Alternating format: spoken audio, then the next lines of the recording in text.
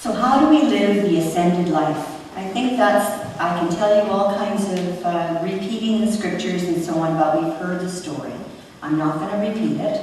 And you can look through the scriptures to find where the ascension and the coming of the Spirit and the resurrection is all together. So I'll let you do that hunt for yourself. Hint, it's in the Gospels. But I think the point of ascension is what do we do now? What do we do now? That's what the disciples are saying. No.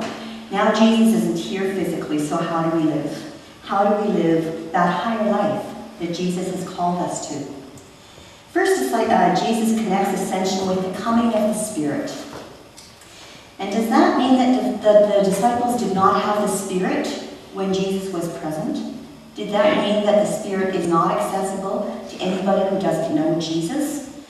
I don't think so. I think the Holy Spirit is the same Spirit that hovered over creation at the very beginning. The Holy Spirit hovered over the waters and was with God in the beginning. And in John, 1 John, it says, or in John's Gospel, it says Jesus was there, that same Spirit. So there's some continuity with that Spirit of God.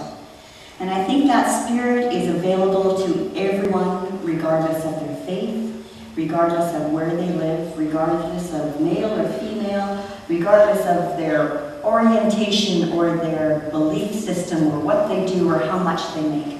The Spirit is there for everyone.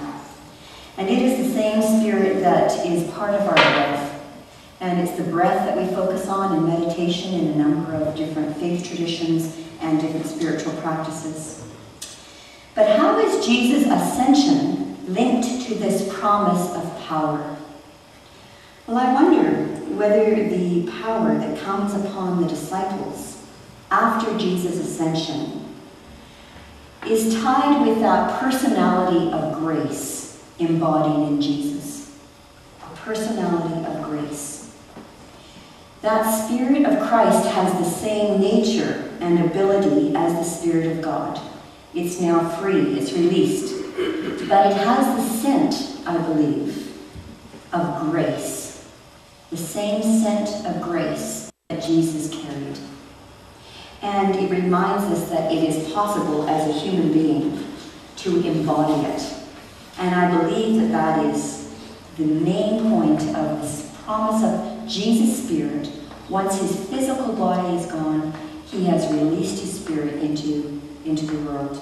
And that's kind of going to be something more that we ponder next week on the coming of the Spirit, Pentecost Sunday. But just so that we don't get too lofty-minded, we need to be reminded, as the disciples were, that life is not meant to be lived with just focusing on that spiritual meditation. Now what happens, and where is he going, and what does that make us, and how are we in relationship to God, and all of those important thoughts. But we are still part of the body. So what do we do? How do we live out this Spirit of grace, or this life that is meant to be physically engaged in the world, that is less than perfect? Ascension is about engaging in life without the physical presence of Jesus holding our hand. It's time for us to walk on our own, but with a different lens. With a different lens. We are called to live ascension. There are some wonderful quotes that have captured this. Mother Teresa used it at Delta View. Mother Teresa, love anyway. If people suspect you when you are loving of ulterior motives, that's okay, love anyway. That wonderful poem of people will think the worst of you, but do the best you can be anyway. Don't let them drag you down. But there's another one that is from Rudyard Kipling, and I bet some of you know what I'm talking about. I'm going to ask the next slide. How many of you know this poem? It's called If. And I thought it is such a classic poem of what we're talking about.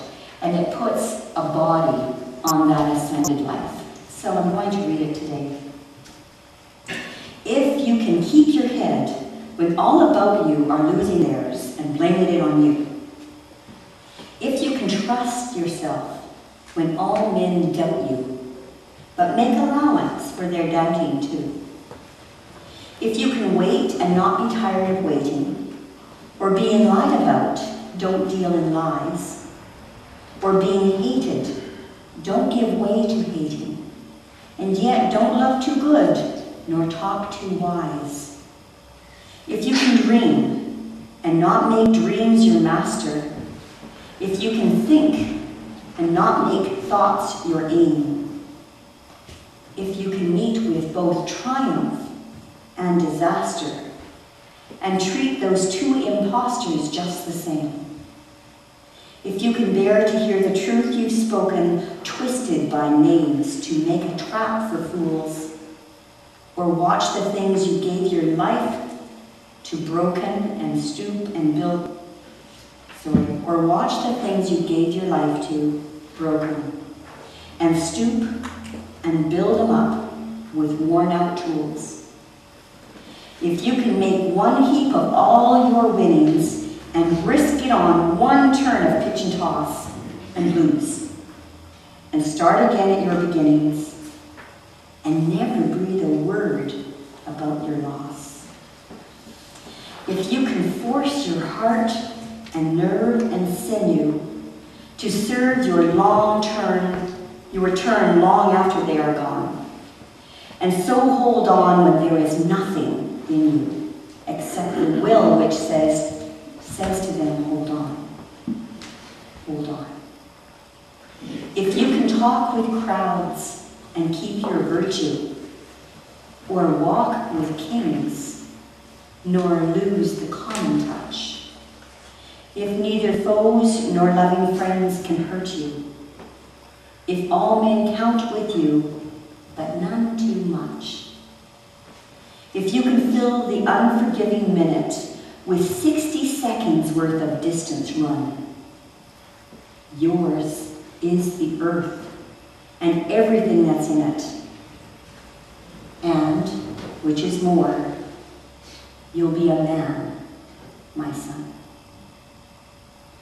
Or better, you will be fully human, my child. We all know people who live the higher life, and I believe that it is easier if you have guides that help you and empower you when you are running low on your own power. And for us, we say we believe that Jesus is the best guide because he knew the worst that people could hand out and yet was able to forgive them. And all of us. He was able and is able to forgive our fear, our misunderstanding of God's love, our guilt, our inclination to take things personally, to react defensively, and swim in our own negativity, so we can't move beyond it. He let it go, and he teaches us to let it go too. He got out of the mud, but he reaches back his hand to help us climb out as well. When we are at our lowest, hope and grace whisper that it's not the end. Hold on. Jesus planned the gift of the Spirit. He knew that the disciples would be lost without his presence that reminded them of his words and his grace, his power and his guidance. He left something of himself that the body couldn't contain. When we were in Aurelia, the Stewards by Design team heard quite a bit about how people can also plan on leaving something after they die, and something that will live beyond them through planned giving. Perhaps it's the gift of money through a will, or perhaps it is the gift of annuity or stocks or life insurance policy or property. And some of these gifts can be given even before you die. but it is a wise and wonderful gift that continues to make a difference and breathes life into the community after your physical body is gone. Jesus didn't give money, but he gave his spirit. He gave stories. He gave physical healing. He gave the right of communion and baptism. We also have many gifts that we can remember and feel connected wherever those people are that have left us and gone to the other side. And it reminds me of a story I heard of a newborn, or a mother with a newborn baby. And she was diagnosed with terminal cancer. So what she did was she prepared to leave something for every birthday of her daughter, up until the age of 18. And she wrote notes of encouragement to go with them. She prepared a graduation gift, and she prepared words of encouragement along the way when things got rough. Oh, thank you. That would be distracting. Thank you. And she planned a wedding gift, and she planned all of the markers that we have. Maybe your first driver's license, your first trip. All of these times when you have a rite of passage and you go to the next step. These were her planned gifts. But I'm wondering, what are the gifts that we have given that we pass on or will pass on to those here, so that when we pass through that veil, we also are remembered, and those behind are given encouragement. I have, for example, my dad's music. I have my brother's poems. I have my grandmother's love sewing. They continue to lift me up, and they remind me that I'm not alone. What are you planning to leave behind for others to be encouraged and empowered? So that's another way of living ascension, planning the gift. And finally, I think we can live ascension by taking the longer and the larger view of life. I'm not sure about you, but when we connect to Mother Earth, which is also called Gaia, we can marvel at the resilience of the smallest thing that can be crushed and yet keep on growing. Like a worm on the path, or a spider that gets washed with the spout for the rain. We can feel our spirits soar, just looking at the wind blowing through the shimmering leaves or the steadfast grandeur of the mountains. Reminders to live ascension are all around us. And may our concerns be large and our dreams touch far horizons. I'm not sure about you, but I might get stressed by something, and then I go for a walk. And somehow it seems to put things into perspective. Just connecting to this much bigger world, a much bigger vision. So when we get down on ourselves, we get caught up in our own little dramas, go for a walk. Look up to the mountains. And just imagine God's view of you.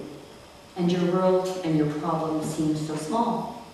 You put them in perspective, and it's easier to carry on with hope and with grace. So I'm going to now invite the women to come forward as we sing about the song about Mother Earth. And then after that, we'll all sing O Beautiful Gaia as a way of gaining our perspective and living ascension. With the women who are ready to sing, please come forward.